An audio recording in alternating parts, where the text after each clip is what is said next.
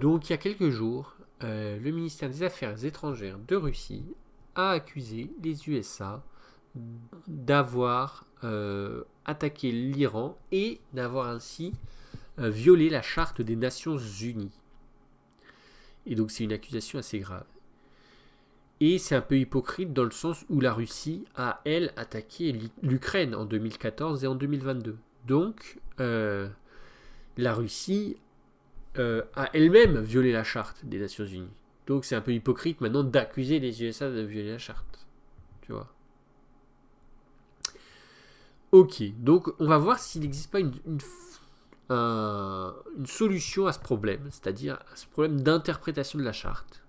Et notamment simplement en complétant la charte, en rajoutant des informations sur la charte pour que l'améliorer et la rendre meilleure. Parce que peut-être simplement que la charte, elle est incomplète et qu'il manque des infos, des éléments dedans, tout simplement. Donc vous voyez qu'ici j'ai la charte des Nations Unies en version intégrale et ça fait 24 pages. Et en fait il y a dedans 111 articles.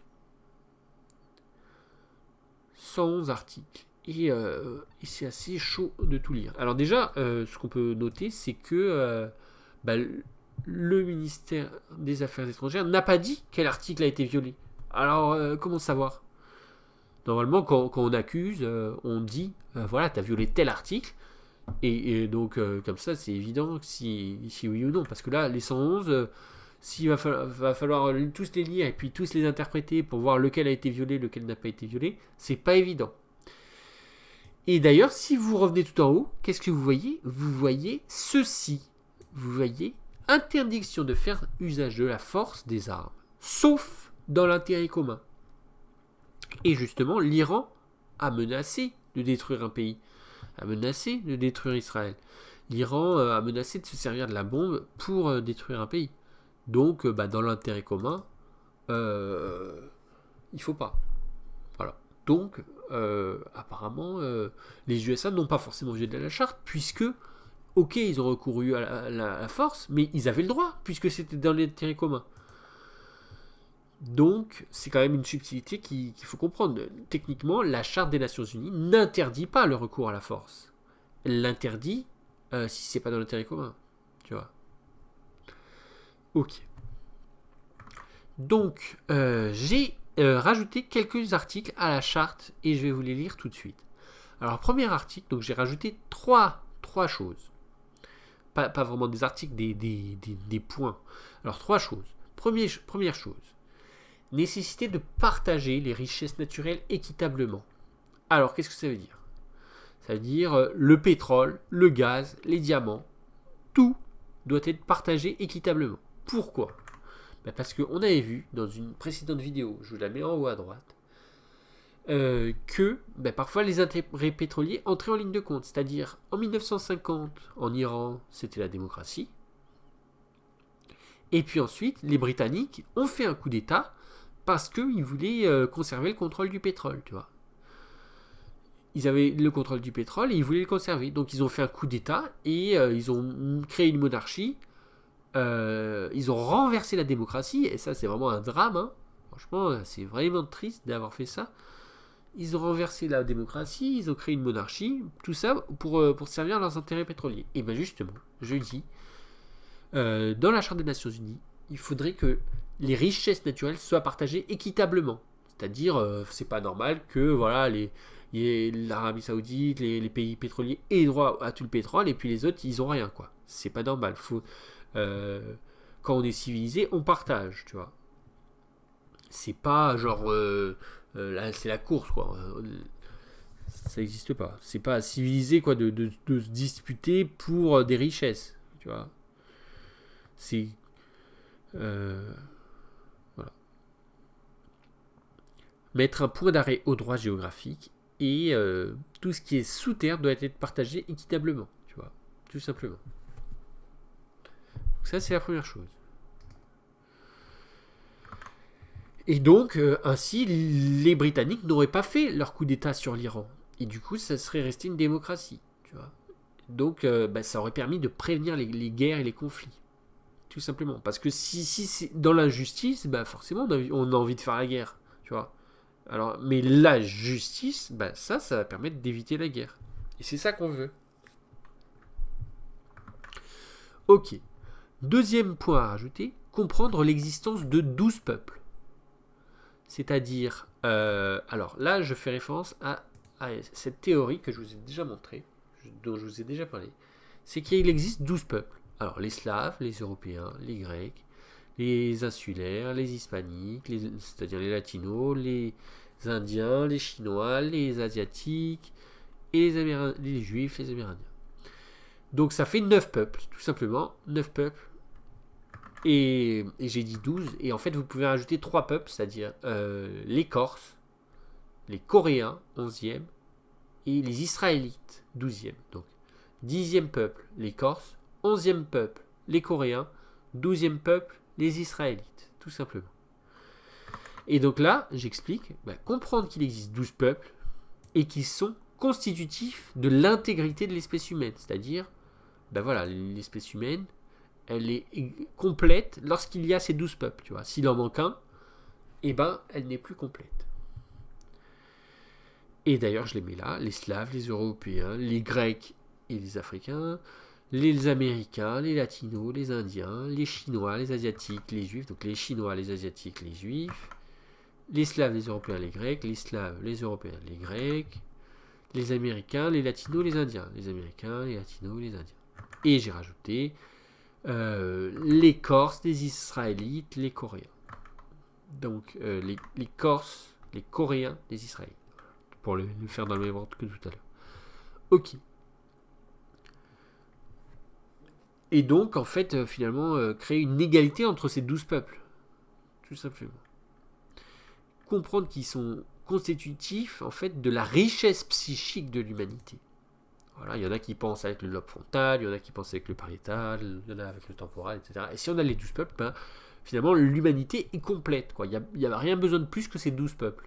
Et ça c'est important de comprendre et de le savoir. Et ensuite, j'ai dit octroyer l'indépendance aux 24 peuples. Alors, pourquoi 24 ? Parce qu'en fait, chaque peuple peut être divisé en deux. Et vous allez voir ça tout de suite. C'est-à-dire, par exemple, l'Europe, j'ai dit les Européens. Et en fait, l'Europe, vous avez l'Europe occidentale et vous avez l'Europe orientale. Tout simplement. Donc en fait, on peut diviser les Européens en deux peuples. Et d'ailleurs, on le voit là. Les Européens, ils étaient là. Vous voyez, il y a d'un côté les Français, d'un côté les Hongrois. Donc vous avez l'Europe occidentale avec les Français, l'Europe orientale avec les Hongrois. Ou alors, j'aurais pu mettre les Polonais ou les Tchèques ou les Hongrois, je sais pas. Ou les Autrichiens, les Tchèques ou les Slovaques. Ok, donc ça fait déjà deux peuples. Et par exemple, les Slaves, c'est pareil. Les Slaves, vous avez les Russes et les Ukrainiens. Là, c'est pareil. Vous avez les Grecs et les Africains. Là, vous avez les Américains et les Japonais. Là, c'est là où je suis le moins sûr. J'ai mis les Mexicains et les Péruviens ou les Argentins, je sais pas. Ensuite, ici, vous avez d'un côté les Indiens, de l'autre côté, par exemple, les Pakistanais ou tout ce qui est plutôt arabe. Là, vous avez les Mandarins et les Cantonais. Là, vous avez les Iraniens et puis les autres Asiatiques, c'est-à-dire le Myanmar, la Thaïlande, etc. Ce genre de pays un peu asiatiques. Ensuite, là, vous avez plutôt les Ashkénazes et là, vous avez plutôt les Séfarades, donc les Juifs d'Europe, les Juifs plutôt d'Afrique ou d'Asie. Et donc, en fait, vous voyez que chaque peuple, chacun des 9 peuples peut être divisé en deux et ça fait 18 peuples. Et les Corses, c'est pareil. Les Corses, vous avez ceux du sud, ceux du nord. Donc, ça fait 2 peuples. Les Coréens, vous avez ceux du sud, ceux du nord. Donc, ça fait 2 peuples. Et même les Israélites, on peut considérer qu'il y a ceux qui vivent...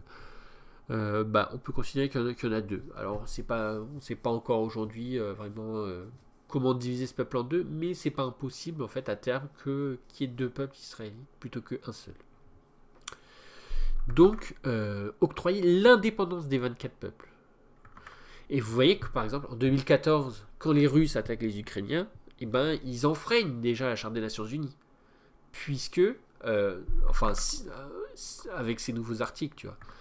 puisque ils n'ont pas le droit de mettre en péril l'indépendance des 24 peuples. Donc voilà. Les Iraniens, lorsqu'ils menacent les Juifs, ils enfreignent la Charte des Nations Unies, parce qu'ils n'ont pas le droit, eux non plus, de mettre en péril un peuple. Parce qu'en fait, ces 24 peuples, ou ces 12 peuples, ils sont constitutifs de l'intégrité de l'espèce humaine. Donc si vous permettez de détruire un peuple, et de 12 on passe à 11, du coup vous avez porté atteinte à l'intégrité de l'espèce humaine. Et du coup, c'est en violation totale de la Charte des Nations Unies. Tu vois. Et enfin, troisième article, troisième et dernier point, comprendre la nécessité imminente d'un désarmement et l'amorcer le plus tôt possible, afin d'éviter un carnage à venir. Alors là, je fais évidemment référence à Albert Einstein. Alors, voilà. Là, je fais évidemment référence à Albert Einstein. Alors, Albert Einstein, il a écrit un livre que j'adore, et qui s'appelle « Comment je vois le monde ». Alors, je vais remonter un peu, et vous voyez qu'il y a un chapitre, c'est le chapitre 2, donc il n'y a pas besoin d'aller loin dans le livre, hein. Le chapitre 2, politique et pacifisme, et il nous parle de la politique, et de la paix, et de la nécessité de désarmement, en fait. Et donc là, il nous parle du problème du pacifisme. Et là, voilà, il nous donne une allocution qu'il a faite à la réunion du désarmement des étudiants. Donc, ce qu'il nous dit, c'est que il y a eu des gros progrès en sciences et des gros progrès en technologie. Mais que, donc c'est positif, mais que ça s'est retranscrit aussi dans les armes. Et du coup, il y a des gros progrès dans les armes. Et d'ailleurs, c'est Albert Einstein qui est à l'origine du projet Manhattan, puisque il a envoyé un courrier au président. C'était quel président C'était le président... je sais plus c'était qui le président américain. C'était Roosevelt qui a participé d'ailleurs à la conférence de Yalta. Donc il a envoyé un courrier, je pense, au président Roosevelt, et il lui a dit, voilà, il y a un danger que des gens créent une arme nucléaire, etc. Et du coup, Roosevelt a dit, pas de souci, on va nous aussi, faire le projet de créer l'arme nucléaire, et comme ça, on l'aura avant les autres, et puis on pourra maintenir la paix, quoi, si tu veux. Voilà, pour pas que n'importe qui ait l'arme nucléaire, ils ont décidé de développer cette technologie en premier. Et donc c'est sur l'initiative finalement et sur les conseils de Albert Einstein. Et d'ailleurs il l'a un peu regretté, mais c'était la meilleure chose à faire, quoi. Et donc voilà. Donc Albert Einstein, il est très opposé finalement aux armements et aux surenchères d'armements. Donc en fait, il avait un peu prédit, je sais pas en quelle année il a écrit ça, mais il avait un peu prédit la guerre froide et les milliers de missiles qui allaient être produits, etc. Voilà.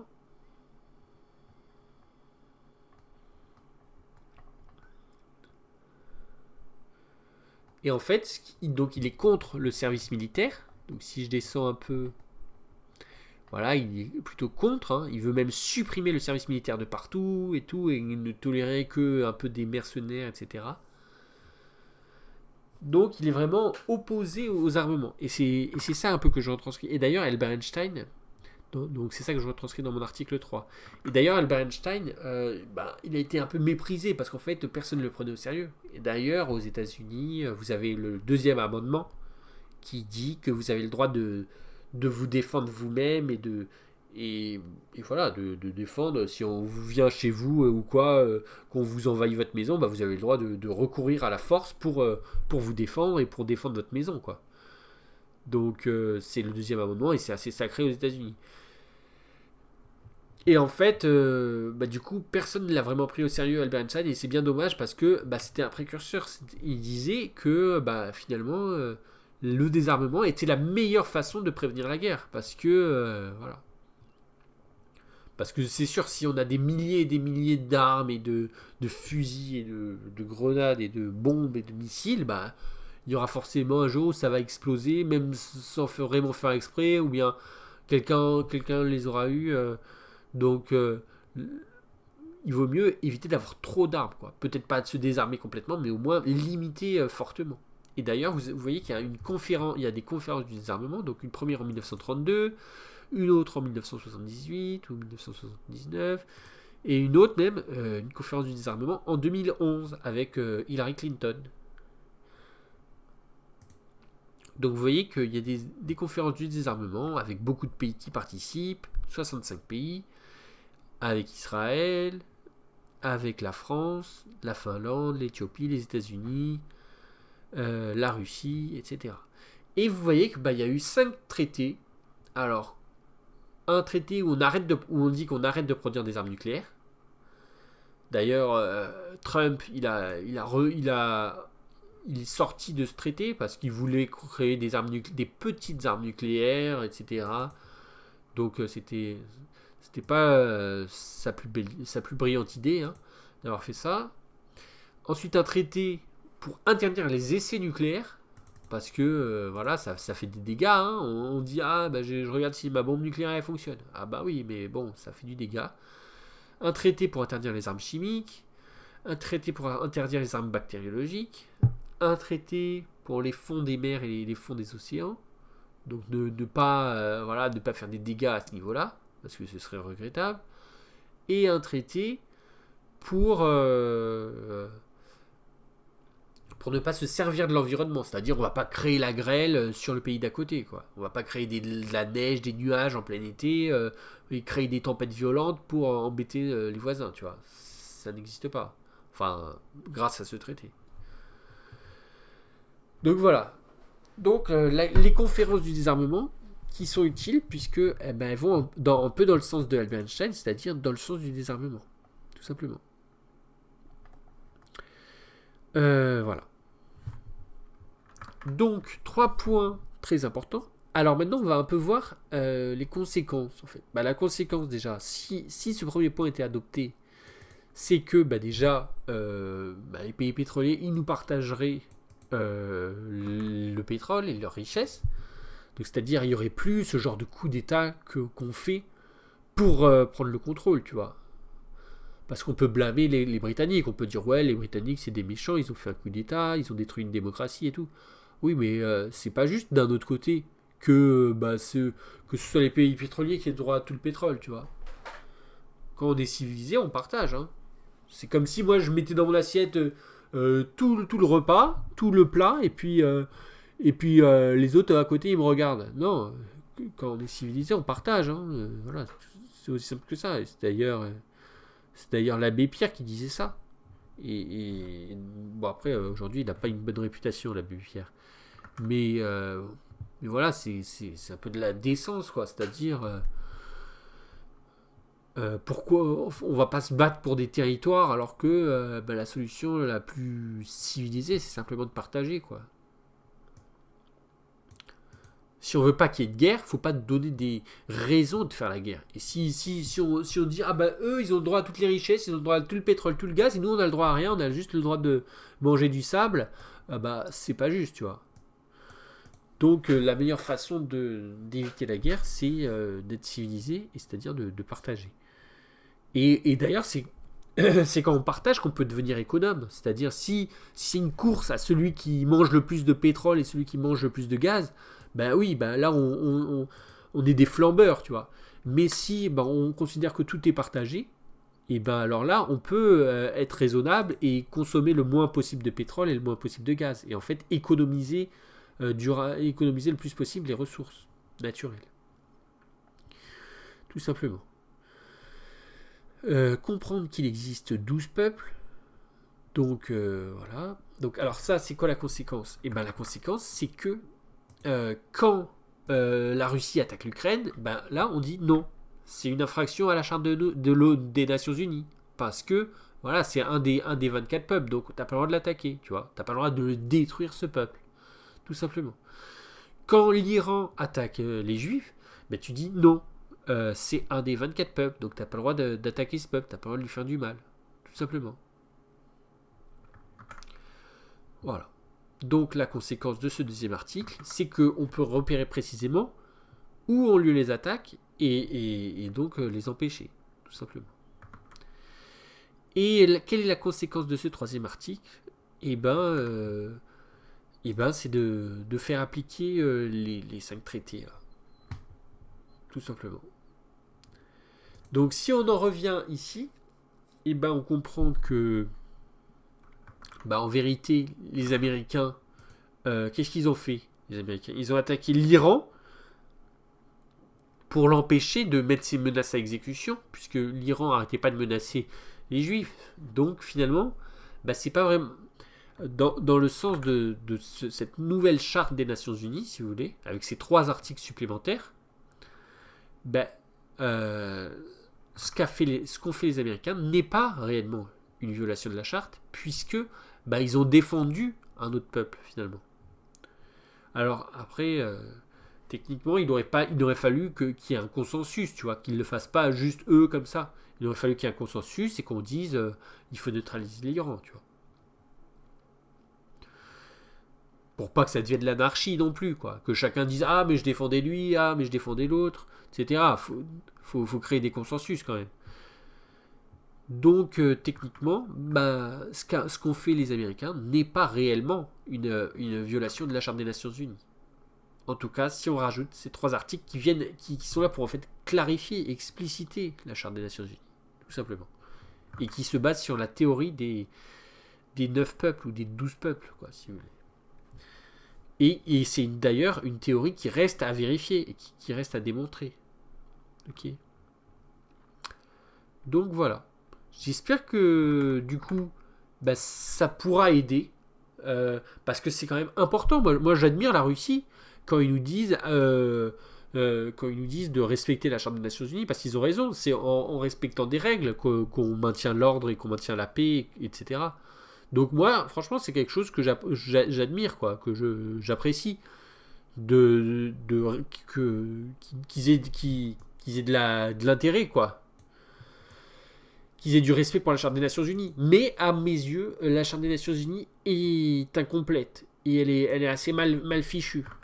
Et donc, moi, ce que je propose aujourd'hui aux Russes, d'ailleurs aux Russes et à tout le monde, mais surtout aux Russes, ce que je leur propose, c'est d'améliorer la Charte des Nations Unies et de clarifier certaines choses avec ces 3 articles supplémentaires.